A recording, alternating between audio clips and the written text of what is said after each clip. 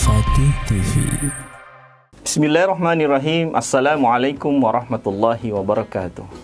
Alhamdulillahi rabbil alamin. Wassalatu wassalamu ala ashrafil anbiya'i wal mursalin Sayyidina Muhammadin innaka hamidum majid, amma ba'd. Sahabat Al-Fatih TV yang dirahmati Allah subhanahu wa ta'ala, jumpa lagi dalam acara Inspirasi Ramadan. Rasulullah Shallallahu Alaihi Wasallam pernah bersabda dalam sebuah hadis bahwa jika datang bulan Ramadan, maka pintu-pintu surga dibuka, pintu-pintu neraka ditutup, dan setan-setan itu dibelenggu. Dalam kalimat setan-setan itu dibelenggu, banyak umat kemudian bertanya, jika setan dibelenggu di bulan Ramadan, lalu kenapa masih banyak orang yang melakukan pelanggaran terhadap hukum-hukum Allah Subhanahu wa Ta'ala? Masih banyak yang bermaksiat, ada yang pacaran, ada yang riba, ya, ada yang korupsi, bahkan ada yang tidak puasa, padahal tidak ada uzur, tidak ada halangan yang secara syar'i membolehkan mereka untuk tidak berpuasa. Lalu bagaimana memahami makna setan itu sebenarnya? Yang pertama, setan itu bukanlah makhluk.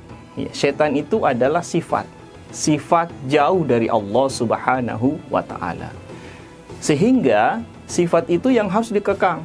Bagaimana mengekang sifat itu? Dengan mengendalikan hawa nafsu, dengan melaksanakan puasa dengan sebaik mungkin.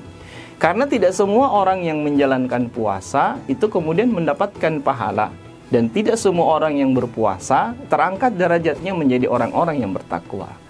Rasulullah Shallallahu Alaihi Wasallam pernah bersabda, begitu banyak orang yang berpuasa, laisa lahu min siyamihi. Dia tidak mendapatkan apa-apa dari puasanya kecuali lapar dan dahaga saja. Itu artinya bahwa puasa yang dilakukan tidak otomatis membuat setan itu terbelenggu, dan tidak otomatis seseorang itu mendapatkan pahala dari ibadah puasanya. Kenapa bisa terjadi seperti itu? Karena ketika berpuasa, hawa nafsu itu masih tidak sanggup untuk dia kendalikan. Atau hawa nafsu itu masih diperturutkan, masih dibiarkan untuk mengendalikan dirinya. Misalnya nafsu tentang ghibah, menceritakan keburukan-keburukan orang lain. Belum lagi nafsu-nafsu yang tersembunyi di dalam hati yang kita perturutkan, merasa diri lebih hebat, merasa diri lebih jago, dan lain sebagainya. Nah, sahabat Al-Fatih TV yang dirahmati Allah Subhanahu wa Ta'ala, setan ini adalah musuh bagi setiap manusia. Bahkan dalam sebuah ayat disebutkan, A'udzubillahi minasyaitonirrajim, wa kadzalika ja'alna likulli nabiyyin aduwwasyayatinal insi wal jin yuhi ba'duhum ila ba'din sukhrufal qawli gurura. Dan demikianlah kami jadikan bagi setiap nabi itu musuh. Siapa musuh para nabi? Yaitu setan-setan dari bangsa jin dan setan-setan dari bangsa manusia. Jadi setan itu sifat. Ketika sifat itu melekat pada manusia, maka dia adalah setan. Ketika sifat itu melekat pada jin, maka dia adalah setan. Nah, makanya Allah Subhanahu wa Ta'ala mengatakan di ayat tadi, berfirman di ayat tadi bahwa setan itu ada dari bangsa manusia dan ada dari bangsa jin.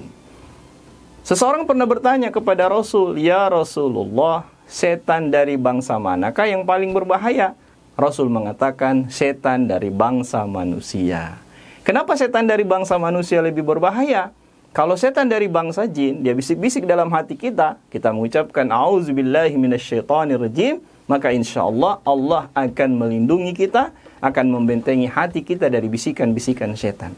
Tapi kalau setan yang datang itu berwujud manusia, menggoda kita dengan uang, mengirim cewek cantik, mengirim mobil mewah, maka itu sulit untuk dihindari. Makanya setan dari bangsa manusia jauh lebih berbahaya daripada setan dari bangsa jin. Makanya Rasul Shallallahu Alaihi Wasallam pernah menyuruh seorang sahabat agar dia memohon kepada Allah agar terlindung dari godaan setan dari bangsa jin dan bangsa manusia, terutama setan dari bangsa manusia.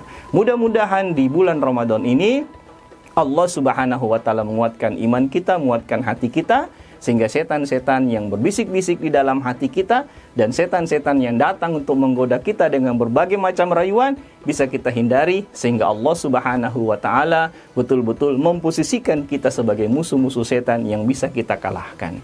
Demikianlah sahabat Al-Fatih TV yang bisa saya sampaikan. Wabillahi taufiq wal hidayah. Wassalamualaikum warahmatullahi wabarakatuh.